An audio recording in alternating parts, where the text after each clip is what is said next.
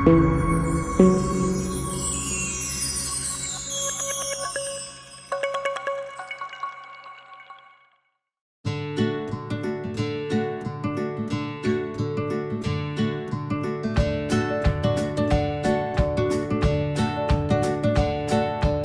तो good morning my friends and congratulations to success. आप लोग के साथ मेरे कुछ स्टूडेंट्स हैं जो ऑनलाइन जुड़े हुए हैं, तो उन्हें भी हमारी तरफ से बहुत बहुत बधाइयां इस सफलता की, क्योंकि मैं जानता हूं कि इस गेट को तोड़ना है और फाइनल गेट तक पहुंचने के लिए इस गेट को तोड़ना बहुत ही आवश्यक होता है। देखो माय स्टूडेंट्स, मेरा अपना इस बार का अनुमान है कि हिंदी मीडियम में भी रिजल्ट सुधरेगा, क्योंकि मेरे संस्थान में अभी तक जो मैंने कैलकुलेट किया उसमें 18 स्टूडेंट्स हिस्ट्री बैकग्राउंड वाले सिलेक्टेड हैं। करीब 4-5 स्टूडेंट्स अभी यूपीपीसीएस देने गए हैं और 1-2 स्टूडेंट्स जो कि नागपुर में और कहीं जाकर उन्होंने अभी वहां पर बिजी हैं, वो सभी ग्रेजुअली आएंगे। और इससे पहले इंटरव्यू में मेरी तरफ से कोई खास सपोर्ट बच्चों को नहीं मिलता था। मैं केवल एक हिस्ट्री के पार्ट को लेकर कवर कर देता और फिर बाकी बातों से मैं मतलब नहीं रखता था। लेकिन मुझे लगता है कि शायद इंटरव्यू के स्तर पर भी आप लोगों के लिए कुछ करना चाहिए हमें, तो मैं अपनी पूरी प्लानिंग आपको बता देना चाहता हूं और हिस्ट्री में मुझे क्या करना है वह भी मैं क्लियर करना चाहता हूं। तो पहले हम हिस्ट्री से ही बात शुरू करते हैं। वैसे आप लोग भी लास्ट में मैं आपसे भी पूछ लूंगा, आप अगर कुछ और भी जो ऑनलाइन वाले हैं वो ऑनलाइन लिख सकते हैं, और जो आप लोग तो ओरली हमें कह सकते हो कि आप किस तरह का सपोर्ट हमसे चाहेंगे, तो मुझे खुशी होगी आपके लिए। पहली बात मैं आपको बताऊं कि मैंने कुछ टॉपिक्स, जैसे टोटल 20 इस तरह के इश्यूज हैं हिस्ट्री में, मतलब apart from ancient, medieval, modern and world, जो कि आपके क्वेश्चन कुछ भी पूछ सकते हैं। तो आप सभी लोगों को यह पता है कि वह प्रीलिम्स और मेंस के लेवल पर नॉलेज टेस्ट कर चुके होते हैं। इंटरव्यू के स्तर पर आपसे कहा ही जाता है पर्सनालिटी टेस्ट, आपके व्यक्तित्व का परीक्षण होता है। तो व्यक्तित्व के परीक्षण में ज्ञान भी एक आवश्यक चीज है। अगर ज्ञान ना हो तो कॉन्फिडेंस नहीं आता है।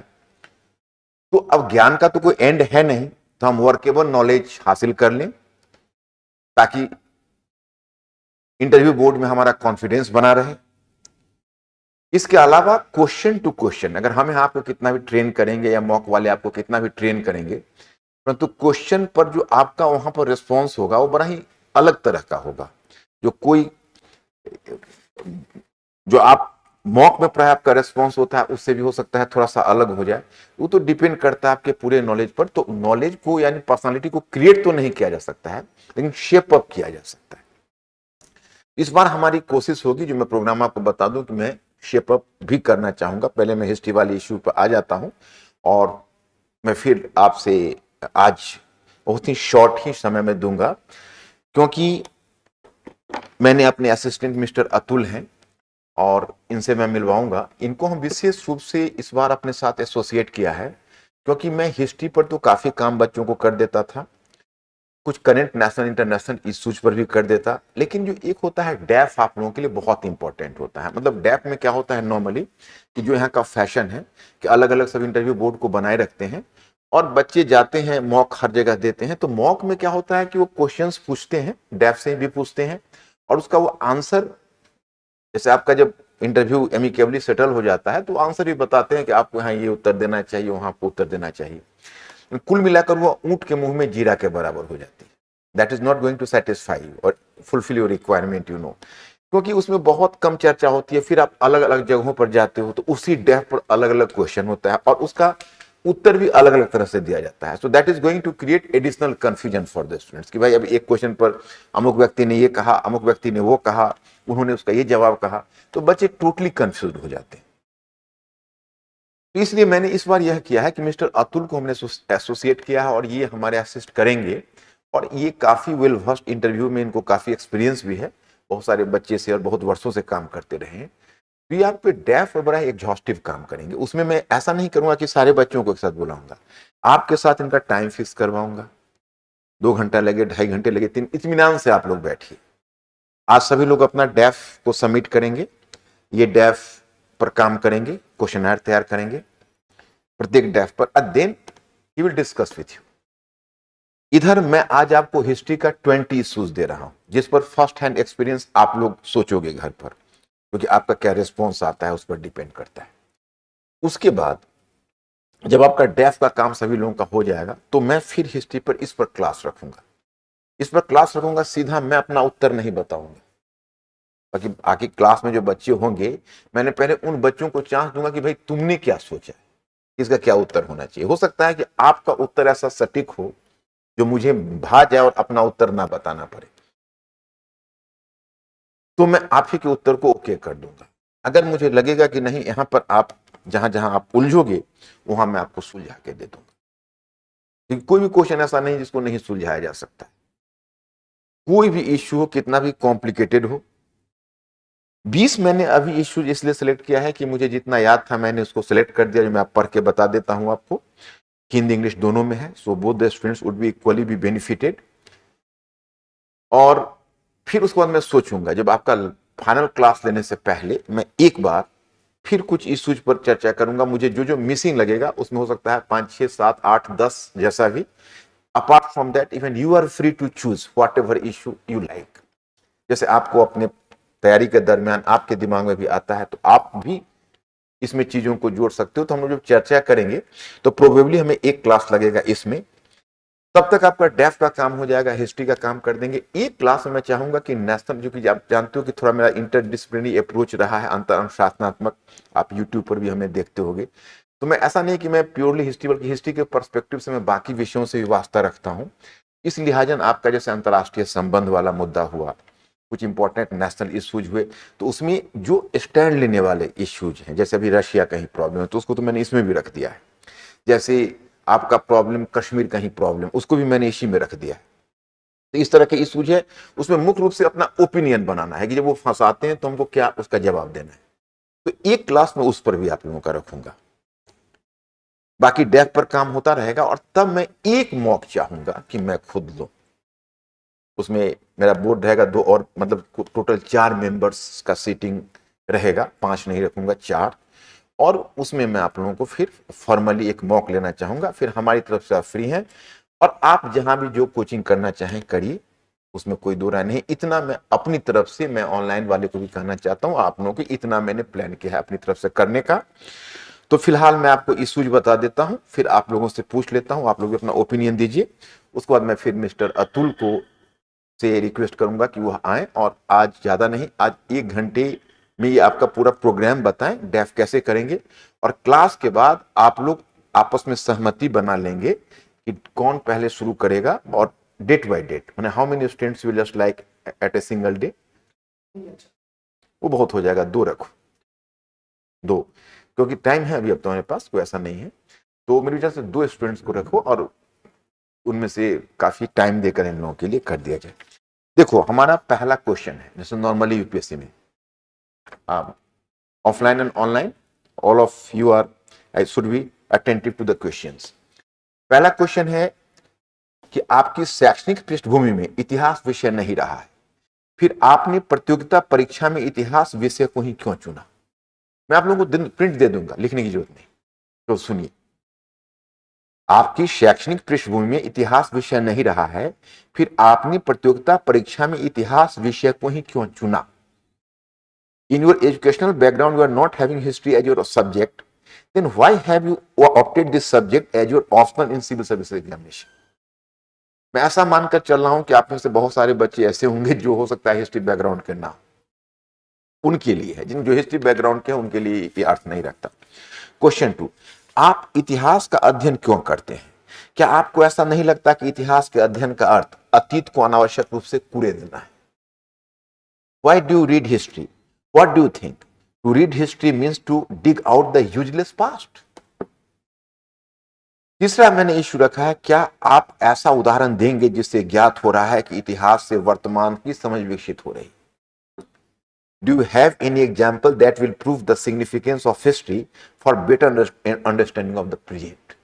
ऐसा मैंने इसलिए दिया क्योंकि जो पहला वाला आपका क्वेश्चन है उसका उत्तर आप निकलेगा कि आप कोई भी बच्चा नहीं होगा कि नहीं नहीं मैं अतीत को कुरेद रहा हूं, इतिहास में नहीं बोलेगा। वो बोलेगा नहीं, इतिहास वो हमेशा यही सिद्ध करने की कोशिश करेगा कि इतिहास का मतलब हमारा वर्तमान को लेकर। तो फिर काउंटर क्वेश्चन करेंगे कि अच्छा तो आप एग्जाम्पल बताइए कि आपको इतिहास में वर्तमान में कहां प्रेरणा मिलती है। तो उसके लिए भी आपको तैयार रहना है, क्योंकि जैसे चेस की चाल की तरह हमें 3 चाल आगे सोचना है कि इसका वो काउंटर चाल क्या दे सकते हैं। नेक्स्ट वन है कि अगर आपको इतिहास को एक वाक्य में परिभाषित करने के लिए कहा जाए तो आप क्या कहना चाहेंगे? How do define history? Next है कि एक अधिकारी के रूप में आपके लिए इतिहास किस प्रकार उपयोगी हो सकता है? How will the knowledge of history help you as an officer? Next है, क्या इतिहास को दोबारा लिखवाने की जरूरत है? Should history be written? उसका नेक्स्ट है, प्राचीन काल को हिंदू काल क्यों नहीं कहा जा सकता? Why should ancient period not be characterized as Hindu period? क्योंकि बहुत चर्चा में है, तो जानती हो कि बहुत हिंदू आजकल तो कैसा वातावरण है। तो मैं उसको सभी का रास्ता बता दूंगा। There is difference between the academic history, popular history and the history of the politicians. We have not to bother about the history of the politicians and the popular history.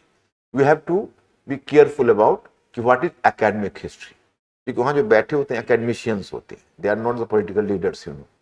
भले ही कोई पॉलिटिकल लीडर के द्वारा भी अगर मतलब अगर किसी के ये भी हो, लेकिन वहां पर जो बैठे हुए होते हैं they are not properly, they are academicians होते हैं। तो इसलिए मैं एक छोटा सा उदाहरण आपको बताता हूं। मेरा एक स्टूडेंट है और वो अभी राजस्थान आईपीएस है। तो एक बोर्ड था भोसले साहब का, he was himself A Marathi, you know. और उनसे क्वेश्चन पूछा, वो मराठी थे, चेयरमैन थे, बैठे हुए थे, बोर्ड को चेयर कर रहे थे, तो मनोवैज्ञानिक दबाव के लिए तो काफी होता है। भोसले अगर नाम सुना तो उसको पता है कि भाई मराठी हैं। उनसे पूछा कि अच्छा ये बताइए अमुक जी, कि अगर मराठे थर्ड एंग्लो मराठा वॉर हार गए होते तो भारत इतिहास का क्या रूप होता? अगर British third Anglo Maratha war हार गए होते मराठों के हाथों, तो इतिहास की दिशा क्या होती? तो उतना ही मुस्कुरा के बोला कि सर अगर थर्ड जीत गए होते मराठे तो चौथा हार जाते। क्योंकि जिस सिस्टम को लेकर वो बढ़ रहे थे मुगल्स, और मुगल्स एम्पायर बिखर चुका था, उसी सोशियो इकोनॉमिक और पॉलिटिकल फोर्सेस का रिप्रेजेंटेशन मराठाज भी कर रहे थे, और ब्रिटिश ज्यादा डेवलप्ड मॉडल का प्रतिनिधित्व कर रहा था। तो एक लंबे समय तक तो जीतना मुश्किल हो जाता। वो भी मुस्कुराने लगे and he got very good marks. तो ये कोई फर्क नहीं पड़ता कि हमें किसी को खुश करने के लिए गलत इतिहास बताना है। जो अकेडमिकली जो एक्सेप्टेड है वही हमें करना है। उसके बाद आपके विचार में भारतीय इतिहास के विभाजन का आधार क्या हो? What do you think about the basis for the division of Indian history? कहा जाता है कि 12वीं सदी के बाद हम निरंतर गुलाम रहे हैं, क्या आप सहमत हैं? क्योंकि अभी तो देखते हो कि आजकल पॉलिटिकल पार्लेंस में चर्चा होती है कि भारत गुलाम हो गया 12वीं सेंचुरी के बाद। मतलब ब्रिटिश तो गए ही, मुगल मतलब सल्तनत और टर्किश रूल को भी उसी तरह की बात की जाती है। तो इसलिए आपका क्वेश्चन बन सकता है, आप उसको देंगे। It is said that after 12th century India has ceased to be an independent country. Do you agree? Next है, कहा जाता है कि भारत के इतिहास की पाठ्य पुस्तकें पश्चिमी विचारों से भरी पड़ी है, आपका क्या विचार है? It is said that texts of Indian history are full of Western ideas. What do you think? मतलब ये बहुत आजकल चर्चा में है। आपने आपने जे दीपक शाही के बारे में सुना ही होगा, तो उनका भी है डीकोलोनियलिटी का कॉन्सेप्ट है कि भाई हर चीज कोलोनाइज है, हमारा आइडियाज कोलोनाइज है, हर चीज कोलोनाइज है। तो आजकल यह भी पॉलिटिकल पार्लेंस में बहुत इंपॉर्टेंट इशू है। तो इसलिए मैंने इस क्वेश्चन को भी डाल दिया है। आपको इतिहास का कौन सा खंड अच्छा लगता है और क्यों? Which part of history do you like most and why? भारतीय इतिहास में आपके विचार में सबसे महत्वपूर्ण व्यक्ति कौन है? आपके विचार में सबसे महत्वपूर्ण व्यक्ति, इस तरह के हाइपोथेटिकल क्वेश्चन वो प्राय पूछते हैं। वो आपको जानबूझ के उलझाने के लिए पूछते हैं कि बताइए हिस्ट्री में आपको सबसे इंपॉर्टेंट पर्सनैलिटी कौन लगता है? ये सबसे सब तो बहुत मुश्किल होता है, उसका रास्ता खोजना है। I will just seek for your reply first, and whenever you will, I think you are hesitating here to answer my question, then I will give you the solution. Next है कि in context of the Indian history, which one is your favorite personality and why? ये तो हो गया। क्या आप मुगलों को विदेशी मानते हैं? Do you take Mughals as foreigners? क्या आप महाराणा प्रताप और शिवाजी को राष्ट्रीय शासक मानते हैं? Do you take Maharana Pratap and Shivaji as nationalist rulers? Kashmir समस्या क्या है? What is Kashmir imbroglio? रूस तथा पश्चिमी यूरोप के बीच किस प्रकार रूस तथा पश्चिमी यूरोप के बीच किस प्रकार के ऐतिहासिक संबंध रहे? What relations did exist between Russia and western Europe? क्या वर्तमान विश्व व्यवस्था को आप नया शीत युद्ध कहेंगे? अगर हाँ, तो यह पुराने शीत युद्ध से किस प्रकार अलग है? Do you characterize existing world order as new Cold War? If yes, how is it different from the old Cold War? क्या रूस एवं चीन एक वैकल्पिक विश्व व्यवस्था को स्थापित करना चाहते हैं? Are Russia and China inclined to create an alternative world order? ये मैंने परसों ही देखा था द इकोनॉमिक टाइम्स में, इसको बहुत हाईलाइट किया हुआ था कि ये मुद्दा केवल अभी रशिया यूक्रेन के कॉन्फ्लिक्ट का नहीं है, but rather Russia and China are just inclined to create a new world order, alternative world order you can say. तो ये अल्टरनेटिव वर्ल्ड ऑर्डर की बात है। वैदिक आर्य हड़प्पा सभ्यता के संस्थापक हैं अथवा विनाशक?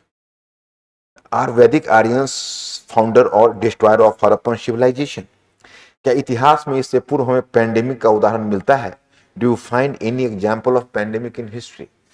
तो इतना तो मैंने 21 टॉपिक, अभी 21 इश्यूज हमने आप लोगों के लिए सिलेक्ट किए हैं। उसके बाद मुझे लगता है कुछ में से जैसे एक वीडी सावरकर पर हो जाए कि मैंने उनको भारत रत्न मिलना चाहिए या नहीं, ये सब बहुत ग्रे एरिया है आजकल। दूसरा कि हॉट टॉपिक्स जैसे post truth society, have you entered into a post truth society, have you entered into a post democracy era? ये सब कुछ एक ऐसे इश्यूज है जो हिस्ट्री के पर्सपेक्टिव से इनके साथ ज्यादा जस्टिस हो सकता है। ये तो हम कर देंगे। कुछ इंपॉर्टेंट इंटरनेशनल और नेशनल इश्यूज पर भी आपके विचार को स्थिर करने की कोशिश करेंगे, और मुख्य रूप से डेफ पर आप जितना बढ़िया काम करेंगे उतना आपके लिए अच्छा रहेगा।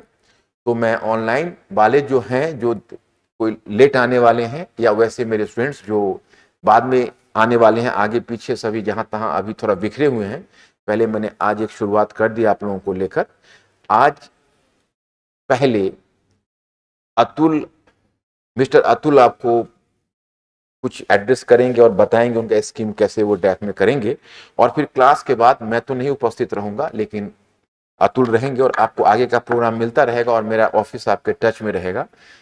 आप लोग अपनी सुविधा से इनके साथ फिक्स कर लीजिए 2 स्टूडेंट्स ए सिंगल डे, और उस हिसाबन डेफ पर काम शुरू कर दीजिए पहले, और फिर मैं इसके इस क्वेश्चन जो मैं ये टॉपिक है, क्लास के बाद आप लोग ये टॉपिक ऑफिस से कलेक्ट कर लेंगे, हमने वहां पर छोड़ रखा है। Okay, thank you very much, I will see you.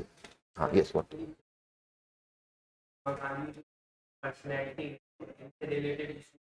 हाँ हाँ, महात्मा गांधी भगत से वाले पॉइंट में सुभाष चंद्र मेरा जबलपुर है, तो त्रिपुरी अधिवेशन पॉइंट में आएगा, फिर अच्छा अच्छा अच्छा, तो गांधी जी और सुभाष चंद्र बिल्कुल बिल्कुल बिल्कुल।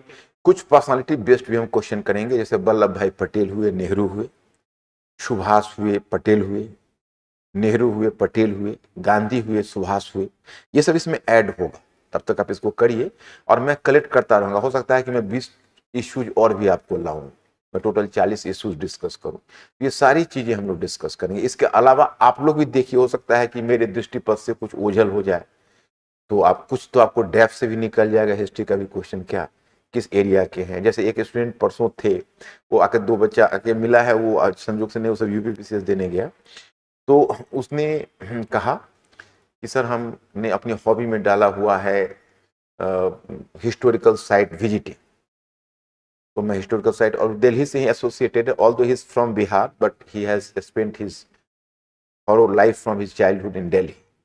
उसका ये कहना है कि सर इस पर क्वेश्चन है, कोई बात नहीं है, और उसको इंटरेस्ट भी है, और वो हिस्ट्री से ग्रेजुएशन भी है, पोस्ट ग्रेजुएशन भी है, उसने पीएचडी में भी दाखिला ली है, तो अच्छा खासा उसे बनता है। तो उसमें क्या है कि जैसे उसके डेप्थ से निकल कर आएगा, तो उसमें ज्यादा उसका हिस्ट्री बेस्ड इंटरव्यू हो जाएगा। और जैसे आप लोगों का है, तो आप लोगों का अलग अलग है, जैसे आप जबलपुर से हो, तो उसका भी कुछ हिस्टोरिकल प्लेस इंपॉर्टेंस क्या है, तो आप लोगों के घर के नाम के, आपके नाम के नाम से भी हिस्टोरिकल चीज निकल जाएगा, आपके पिताजी के नाम से हिस्टोरिकल चीजें निकल जाएगी। तो कुछ तो हिस्ट्री के क्वेश्चन जो इंडिविजुअलाइज्ड होगा वो डेप्थ से निकल कर आएगा। तो there is no problem, because mister Atul is also from the same history background. Actually, he is a very colorful career, you know. He is basically a doctor, but he is equally, you can say, having the uh, his grip, he is having equally grip over history subject as well. तो ले देकर आपको अच्छा रहेगा, क्योंकि science के बहुत सारी चीजें डील कर लेंगे, जैसे आप लोगों का बायोटेक पर कोई होगा, कोई अगर वैसे भी आपको साइंस के बहुत सारे कॉमन ऐसे एरिया होंगे, तो मतलब he will deal with this issues. तो ठीक है, और उसके बाद मैं एक इंटरव्यू रखूंगा, एक ही सिंगल वन रखूंगा, ज्यादा नहीं, एक मॉक में रखूंगा। जब आप लोगों का काम फिनिश हो जाएगा, even mister Atul will just give me the green signal कि yes now they are prepared for that, so in the last you will conduct an interview for you people. Okay, thank you very much.